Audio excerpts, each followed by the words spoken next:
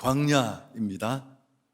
그 광야에 있는 다윗 앞에 한 여성이 무릎을 꿇고 있습니다. 아비가일이라는 여성인데 지금 다윗의 눈에는 아주 살기가 넘칩니다. 분에 겨워서 그는 온통 펄펄 뛰고 있습니다. 근데 이 아비가일이라는 여인이 그 길을 막고 다윗 앞에 무릎을 꿇습니다. 모욕을 당한 다윗은 격분해서 복수를 하겠다고 휘하에 400명의 군대를 이끌고 가는 중이었습니다. 그 앞에 단신으로 나타난 이 여인은 길바닥에 무릎을 꿇고 다윗의 길을 막습니다. 분노에 철저히 포로가 된 다윗의 안중에는 아무것도 없습니다. 하나님도 없고 그저 이 화를 풀어야 된다는 자만이 가득했습니다. 그런데 바로 그곳에 아비가일이 있었습니다. 다윗의 모든 것들을 회복시켜 줍니다. 지금은 다윗이 그렇지 않지만 감정에 이끌려 있지만 그도 한때 아름다운 사람으로 그렇게 불려졌습니다. 그런데 다윗 그 본래의 정체성을 이 여성이 다 돌이키게 해 줍니다. 하나님 안에서. 자, 우리가 다시 다윗에 대한 말씀으로 돌아왔습니다. 자, 첫 번째, 그럼 다윗이 왜 이렇게 극심한 분노에 붙잡혀 있는가 하는 것입니다. 다윗은 원수 사울에 쫓겨서 지금 긴 시간을 도망자로 보내고 있습니다. 또 그의 그런 삶을 동조하고 공감하는 사람들이 400명, 600명으로 늘어나서 이른바 아둘람 공동체를 구성하고 함께 지금도 생활을 합니다. 이 광야에서. 비록 그는 도망자 신세였지만 또 주변에 좋은 일도 했습니다. 나름대로 자신을 추종하는 이 무리들과 함께 주변의 많은 사람들에게 도움을 주고 있었는데 광야는 자연재해가 많잖아요. 범죄도 발생하고 자주자주 강도들이 출몰합니다. 여행자들을 약탈하고 또 물건을 빼앗고 생명을 잃기도 하고 이런 광야의 상황인데 다윗과 그의 일행들은 이런 상황에서 아마 지역 주민과 주변에 있는 사람들에게 울타리 역할을 했던 것으로 보입니다. 이런 과정에 오늘 등장하는 이 나발이라는 아주 대단히 어마어마한 재산을 가지고 있는 목축업자도 알게 됩니다. 다윗은 나발의 가축을 돌보던 목자들을 보호해 주었습니다. 뒷부분에 보면 16절에 그 나발의 양을 지키던 목자들 중에 한 사람이 그렇게 얘기를 하잖아요. 우리가 양을 지키는 동안에 그들이 우리와 함께 있어 밤낮 우리에게 담이 되었다. 자신 역시 도망자로 숨 돌릴 틈도 없었습니다. 이곳 저곳을 긴 시간 쫓겨다녔으니까요. 그럼에도 그는 그들과 함께 하면서 또 이런 위험으로부터 그들을 보호해 주었습니다. 비공식적이지만 아마 그 지역의 경비대 역할을 한 것으로 보입니다. 당연히 이로 인해서 나발과 그의 사업도 도움을 받았을 것입니다. 이제 양털을 깎는 시기가 찾아왔습니다. 힘은 들지만 참 흥겹고 또 열매를 거두는 시즌이니까 함께 공들인 이런 양모를 거두는 때이기 때문에 음식을 잔뜩 만들어서 이웃과 나눠 먹고 잔치를 벌였습니다. 당연히 도움을 주었고 이웃에 있던 다윗은 10여 명의 휘하의 사람들을 보내서 음식과 도움을 요청합니다. 이건 지나친 요구가 아닙니다. 사리에도 맞고 상황적으로도 적절해 보입니다. 1년 가까이 긴 시간 동안 나발의 목자들을 또 그의 산업을 지키고 보호해 주었으니까요. 그런데 이런 다윗 일행의 요청을 듣자 나발이라는 이 부자가 도움을 받은 사람이 어떻게 반응했습니까? 10절 중반절에 보면 전혀 다윗이 누구냐? 그러면서 그 광야에 출몰하는 강도 정도로 취급합니다. 10절 중간절에 보면 다윗은 누구며 이새의 아들은 도대체 누구냐? 요즘에 각기 주인에게서 억지로 떠나는 종이 많도다. 음식을 나눠주기를 거절한 데서 끝난 게 아닙니다. 다윗을 모독합니다. 여러분, 무엇보다 이 부분에 예민한 건 그의 자존심을 짓밟은 거예요. 누구냐 그게 도대체? 제가 14년 전에 한성교회 부임을 했을 때 이제 원로 목사님이 여러 가지 얘기를 해주셨어요. 제가 잘 이해할 수 없는 이야기도 있었고 또 수긍이 되는 부분도 있었는데 지나놓고 보니까 다 정확하셨어요. 그 하나하나가 다. 그 중에 한 가지가 뭐였느냐 하면 정확하게 하지만 사람의 자존심을 건드려서는 안 됩니다. 참 중요한 말인 것 같아요. 아무리 정당한 일이라도 자존심을 짓밟는 그건 우리가 하지 말아야 될 일인데, 그래서 다윗이 분노가 머리끝까지 솟았습니다. 이 수치심, 짓밟힌 모욕감을 바로 피로 갚겠다고 결심합니다. 동료들을 무장시키고 나발의 잔치집으로 출발합니다. 이 변망덕한 자를 단칼에 제거해버리겠다고. 아니, 군대를 400명이나 끌고. 여러분 22절에 보십시오. 내가 그에게 속한 모든 남자 가운데 한 사람이라도 내일 아침까지 남겨두면 하나님은 다윗에게 벌을 내리시고 또 내리시기를 원한다. 철저한 피해 복수를 그는 하늘을 향해 다짐합니다. 이제 나발은 죽은 목숨이나 다름이 없습니다. 다윗이 이성을 잃었습니다. 하나님의 기름 부음 받은 자로서의 정체성, 이런 거 새까맣게 다 잊어버렸습니다. 우리가 그간에 공부했던, 그가 쫓기는 와중에 도망자로 광야에 겨우 생명을 유지하면서 보여주었던 그 광야에서 체득한 아름다운 영성 온데 간데 없습니다. 미치광이 사울을 끝까지 그렇게 너그럽게 인내하며 온유함으로 대하던 다윗의 모습 없습니다.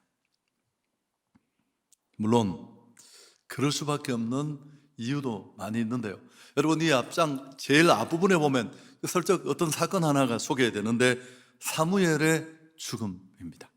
다윗에게 큰 영향을 주었을 겁니다. 그래도 믿을 만하고 들을 수 있는 곳이었는데, 그리고 오랜 망명 생활의 피로감, 또 피해의식, 이런 것들로 다윗은 극도로 예민해져 있었습니다. 그만큼 지치고 약해져 있었던 건데요, 지금껏 모든 일을 하나님께 맡겼던 다윗으로서의 전혀 우리가 봐온 모습과는 다른 모습입니다. 이제 그의 눈은 나발을 제거해야 될 쓰레기 정도로 보는 그런 모습밖에 없습니다. 사실은 이 부분이 참 마음이 아픈 부분인데, 사울 다윗 자신이 또 다른 사울이 되어버리는 위기입니다.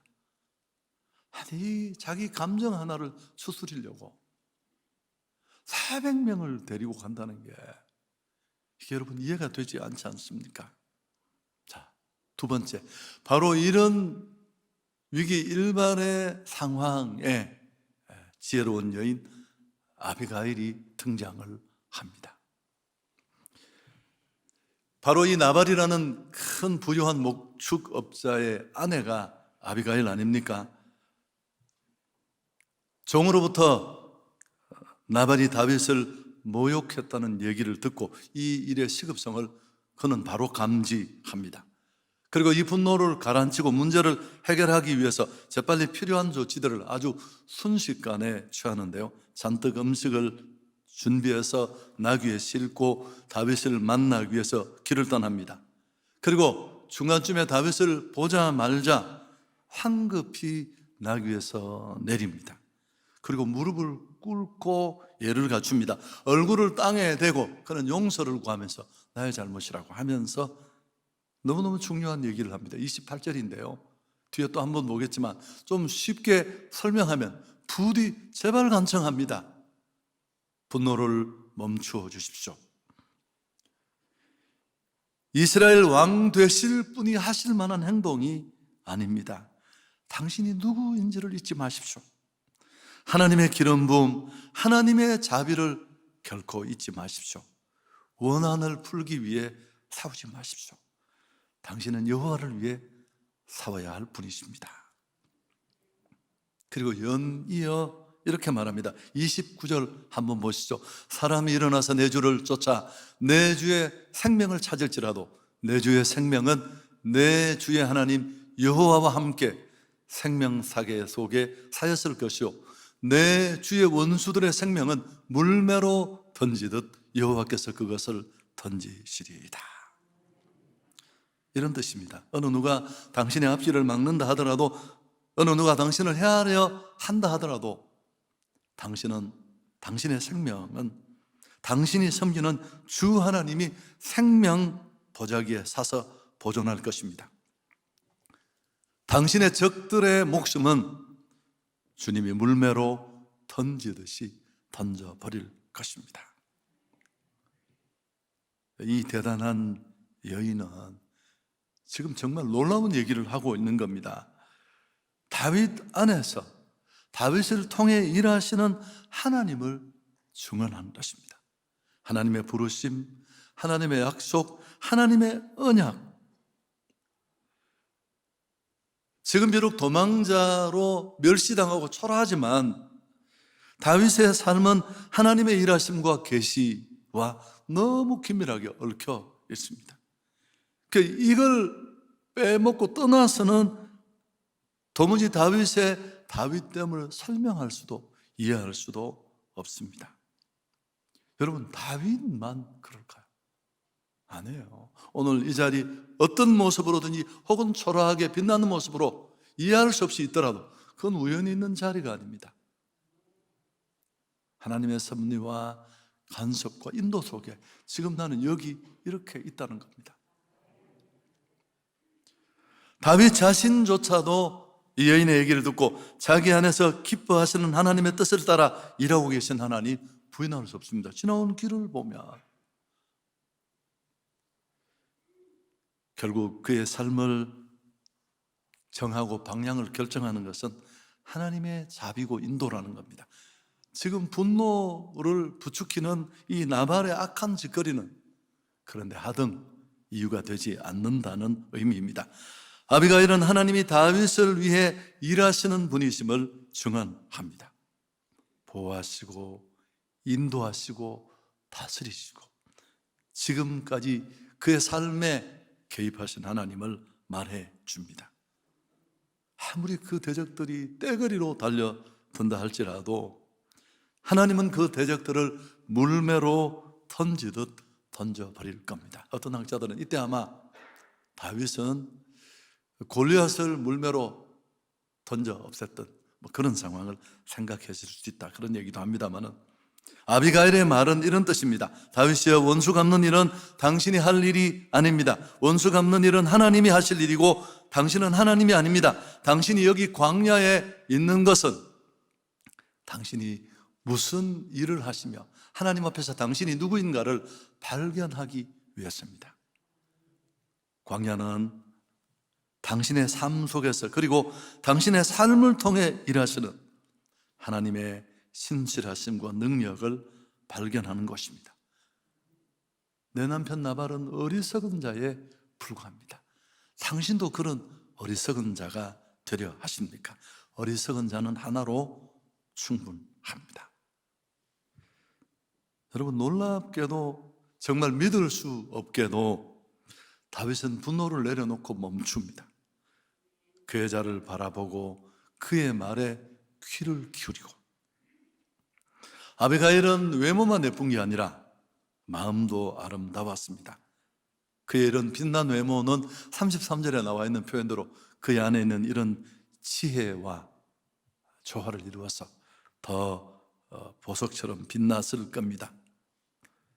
다윗을 놀라게 했고, 걷잡을 수 없이 감정에 휘둘리며 빠져들었던 그 추하면서 다윗을 다시 건져내고 구해냅니다.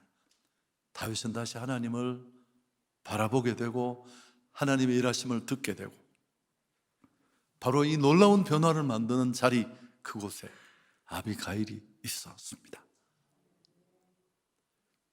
별로 놀라시지 않는 거 보니까 제가 설명을 충분히 잘 못한 것 같아요. 세 번째, 자, 그렇다면 어떻게 해서 이렇게 분노를 멈출 수 있었을까? 그 비결이 뭘까? 아비가일의 도움으로 다윗은 분노를 극복하게 되는데, 자, 상상해 봅시다. 만일 감정대로, 아니 이 작은 일 하나에 400명의 군대를 다 끌고 가서 나발을 제거했다고 칩시다. 감정대로 밀어붙였다면 어떻게 되었을까요? 이스라엘의 역사는 달라졌을지 몰라요. 오늘 우리가 알고 흠모하는 다윗은 존재하지 않았을지 모릅니다. 아니 혹시 이 여전히 하나님의 역사가 이어져 왔다 할지라도 그렇게 왕이 된들 그는 평생 이 5점을 떨쳐버리지 못했을 겁니다. 최근에 대권 주자들 보십시오. 다 들추어지잖아요. 도대체 아비가일은 어떻게, 무엇으로 분노의 칼을 차고 달려오는 다윗을 진정시킬 수 있었을까? 지금부터가 중요하겠죠. 자, 첫 번째, 좀 먼 얘기부터 한다면 마음을 누그러뜨리는 선물입니다. 선물 좋아하시잖아요.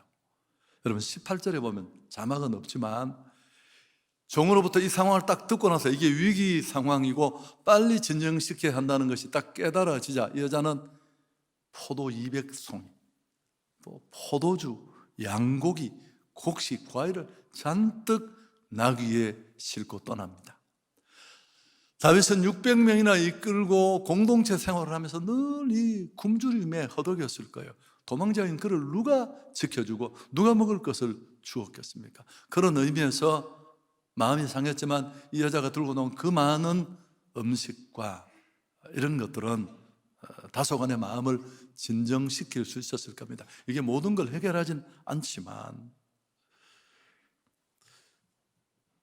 제가 설교를 준비하는 중에 이 부천 쪽에 목회를 잘 하시는 분이 계세요. 뭐 잘하는 목회가 있습니까만은, 근데 이분이 그 얘기 하나를 적어 두었는데, 부교육자 한 사람이 너무 잘못해서 목사님 화가 머리끝까지 나서 이 친구를 꾸중하려고 불렀는데 딱 돌아다니면 생글생글 웃으면서 초콜릿을 하나 주면서, 목사님 이거 드시면 좀 화가 수그러질 겁니다. 목사님이 너무 우스워서 나가라고 했대요. 나중에 동료들 보고 그래, 초콜릿 이거 하나로 끝을 냈다고 자기가. 그럴 수 있습니다. 여러분, 목회도 먹회라는 말을 합니다. 잘 먹으면 그 속에서 어지간한 건 또 이해도 되고 수긍도 되고 받아들여질 수 있습니다. 그래서 여러분, 이게 모든 문제를 해결할 수 있는 정답은 아니지만 이런 기본적인 것들을 소홀히 여기지 않는 것도 필요합니다. 그래서 이런 얘기합니다. 점심 먹지 않고 배고플 때 회의하지 말 것. 어렵습니다. 두 번째, 더 중요한 단계, 두 번째가 뭐냐면 이 여자의 태도예요. 태도. 23절에 보면 다윗을 보자마자 나귀에서 내립니다. 그리고 엎드려서 절을 하고 얼굴을 땅에 대고 극도의 존경심을 표합니다. 여러분, 뭘 하느냐보다 어떻게 하느냐가 태도가 중요해요. 양소를 수백 마리, 수천 송이 음식을 들고 와도 집어 던지시면서, 아니 무슨 그깟 일로 대인이 화를 내시고 말이야, 이게 뭡니까 치사하게, 아니 드세요. 여러분, 그런 포도 5만 송이라도 필요 없어요. 다 소용없는 거예요. 일을 하면서 욕을 먹는 사람이 많아. 남을 돕는데 사람들이 별로 안 좋아요. 그런 도움 필요 없거든요, 나한테는. 밥 사면서 욕 먹는 사람 오늘 여기 별표를 해두실 필요가 있어요. 여러분, 내용보다 태도가 중요해요. 태도가 마음에 들지 않으면 다 받아들여지지 않아요. 자, 정말 중요한 게 뭘까요? 이 겸손한 자세뿐만 아니라 무엇보다 정말 중요한 건 나는 누구인가를 깨닫게 해주었습니다. 28절에 뒤에 보겠는데, 지금 감정에 완전히 붙잡혀서 정신을 못 차리고 있는 이 다윗을 향해 당신은 이런 사람입니다라는 그의 정체성과 소명을 다시 떠올리게 해 줍니다. 자존심에 짓밟히고 복수심에 사로잡혀서 피를 보려고 달려가는 다윗입니다.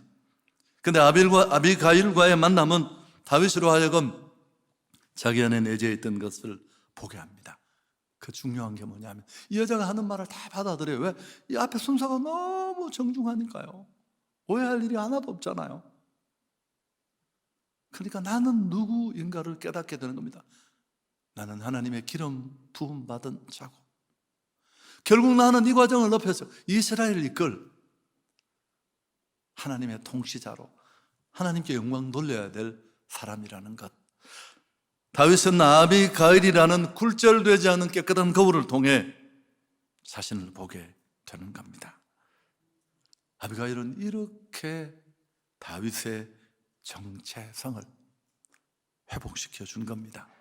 할렐루야. 여러분, 이게 얼마나 놀라운 일이에요. 아비가일의 이 말 속에는 정말 놀랍고 놀라운 생명 같은 촌철살인의 언어들이 들어있습니다. 통찰력을 가지고 있고 상대가 누구인지를 정확하게 말해줘요. 비록 지금은 도망자의 오만 잡족들을 이끄는 형편없는 사람으로 맨날 끼니 걱정을 해야 되고 무시당할 수 있는 자이지만 그런 존재가 아니라 왕이 될 사람이라는 것. 그러면서 정말 중요한 이야기를 합니다. 다윗에게. 당신은 이 나라의 왕이 될 사람입니다.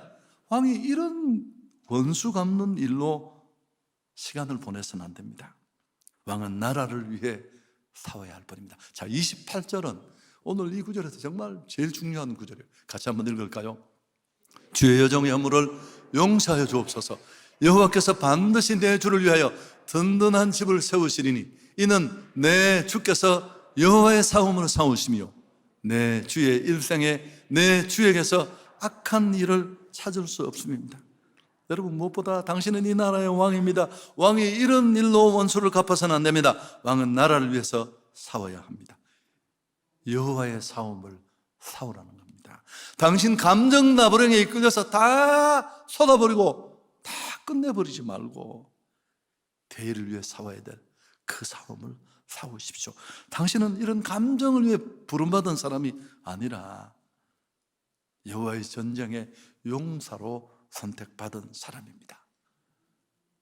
여러분, 참 존재의 의미를 그냥, 만일 온달 같은 사람이라도 이런 아내를 만났다면, 물론 아내에게 모든 책임을 씌우는 건 잘못입니다. 이 설교를 듣고 난 장가 잘못 갔다, 앞으로 교회하고, 이건 전혀 본래의 의도와는 다른 것입니다. 다윗은 아마 정신이 번쩍 들었을 것입니다. 여러분, 이 세상에는 어리석은 사람들이 예상외로 많습니다. 선의를 곡해하고 그 수없이 많은 베품과 희생을 너무 당연하게 여기고, 아니 감사하지 않는 정도가 아니라 엉뚱한 소리를 하는, 이번 주에도 이런 일이 있었어요.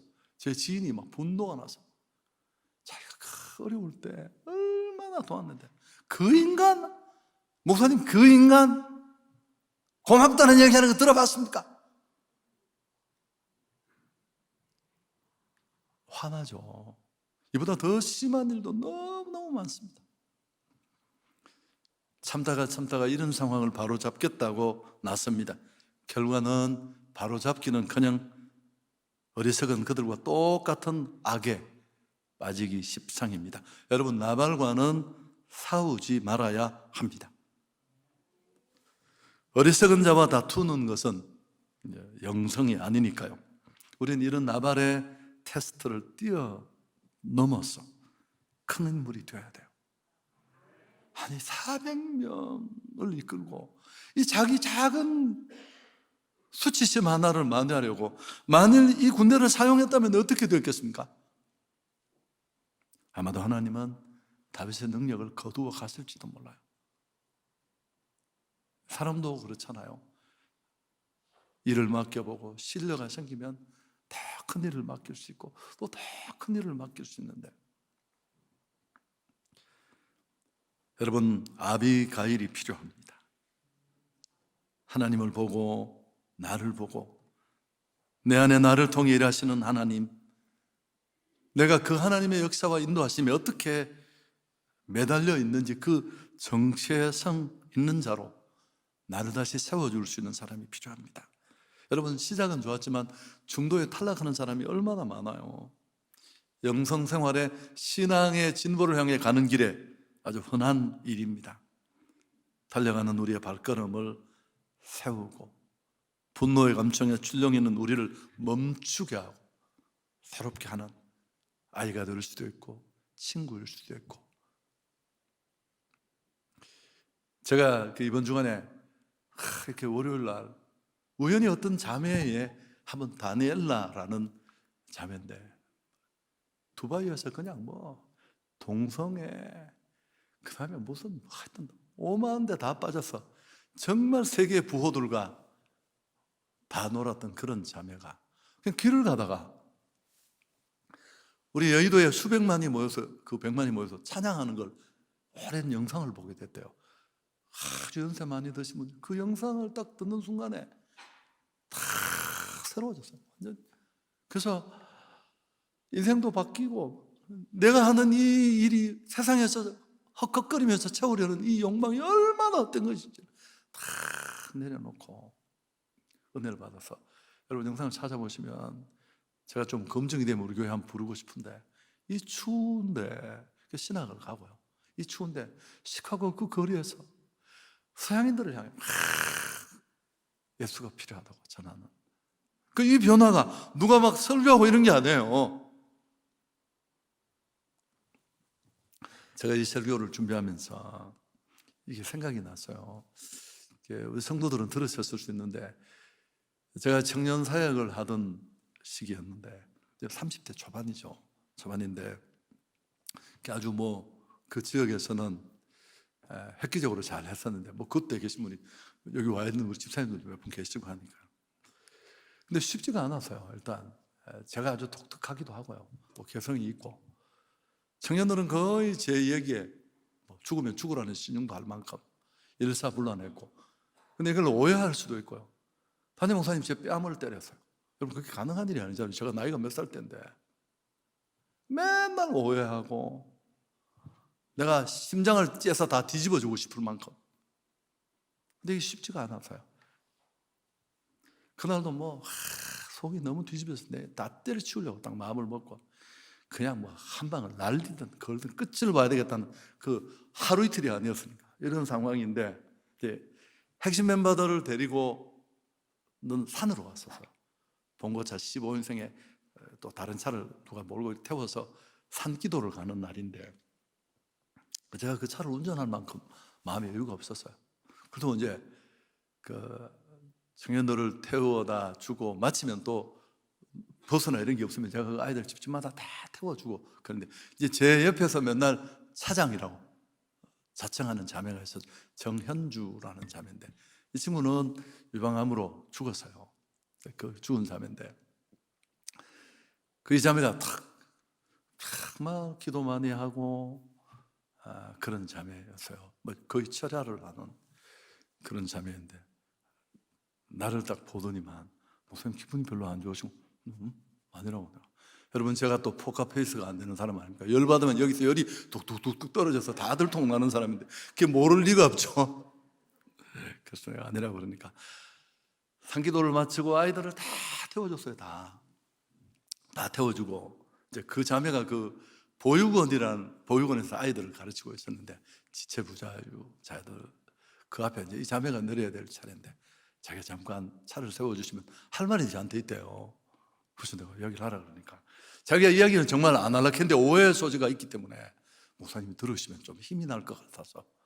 그리고 여러분 이 얘기는 듣고 잊어버리는 얘기예요. 그 무슨 제가 이제 주일 밤마다 설교를 제가 했었어요. 수요일도 제가 했었고 사모님이 너무 제 설교를 좋아하셔서 도목사가 주일날도 했으면 좋겠다고 막 이러셔서 목사님이 화를 막 내시고 그러셨어요. 그런 상황이었는데 그 자매가 목사님이 설교를 하시면 이 옆벽에 천사들이 쫙 내려와서 그 말씀을 이렇게 수푼에 떠서 성도들 입에 이렇게 넣어주는 거예요. 자기는 주일마다 본다는 거예요. 여러분 너무 신비하게 듣지 말고 그냥 재미로 들으시면 그러면서 자기는 목사님 위해서 정말 철회하면서 기도하고 있고 여러분 제가 이 얘기를 듣고 내가 10년 뒤에 경산중앙회 담임이 되어서 그로부터 또 어려웠을 때 또 다른 누군가가 와서 비슷한 얘기를 했었어요. 그 열이 순식간에 쫙 내려가면서 내가 참 얼마나 소중한 자리에서 여러분 제가 이 연장선상에서 이제 뭐 신학교에서 강의를 하면서 또 우리 행축 컨퍼런스 시간에 설교하는 일은 정말 인생을 걸만한 가치가 있다. BTS보다 당신은 더 위대한 일을 하고 있는 것 같다. 이렇게 정기적으로 이렇게 많은 사람을 모아놓고 이 생과 다음 생을 결정하는 일을 할 수 있는 일이 물론 우리는 노이즈 투성이의 엉망이지만 그 소중한 자리에 있다는 게 얼마나 가치하냐.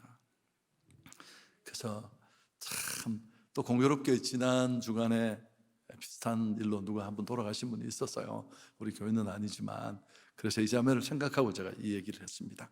자 여러분 아비가일은 복받을 만하지 않은가요?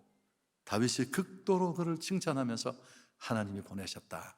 32절에 보시면 다윗이 아비가일에게 이르되 오늘 너를 보내어 나를 영접하게 하신 이스라엘의 하나님 여호와를 찬송할지로다.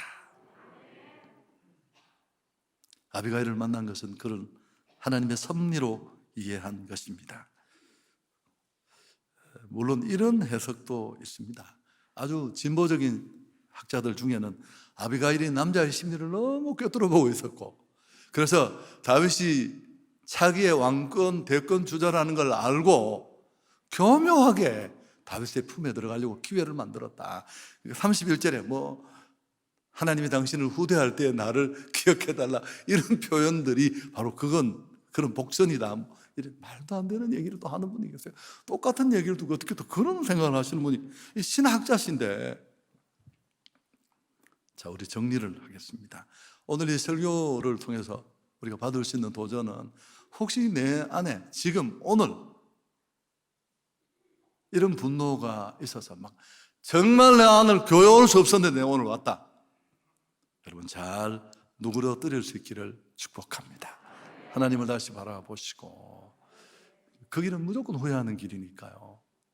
그 다음에 또 하나 우리가 적용할 수 있는 건 나는 불을 끄는 사람인지 불을 붙이는 사람인지. 맨날 자기는 진실만 말하고 자기는 딱 팩트만 이야기한다고 하는데 사람들이 그 사람만 가면 열을 쪽쪽 뻗어요. 팩트가 모든 걸 하는 게 아니에요. 그 팩트 몰라서 얘기하는 거 아니에요. 당신의 태도에 문제가 있는 겁니다. 우리의 태도에 잘 돌아보고 정말 나는 주님이 만드신 그 평화를 깨트리는 사람은 아닌지 본인이 모를 수 있거든요. 저나 우리 모두가. 그리고 무엇보다도 나발같이 분노를 유발하는 자가 아니라 오늘 아빌 가일 같은 지혜로운 사람이 필요한 줄 믿습니다. 교회에, 가정에, 직장에서 힘을 잃은 남편에게 아이들에게 야, 네가 얼마나 소중한 존재인 줄 아느냐. 80억 중에 너 같은 사람은 너뿐이고 네가 내 자식이라고 생각하느냐. 여러분 그런 잘 준비된 영성과 배려를 품은 한마디는 한 사람을 완전히 다시 살릴 수 있습니다. 이런 축복의 사람으로 세워질 수 있기를 축원합니다. 하나님 영광 돌립니다.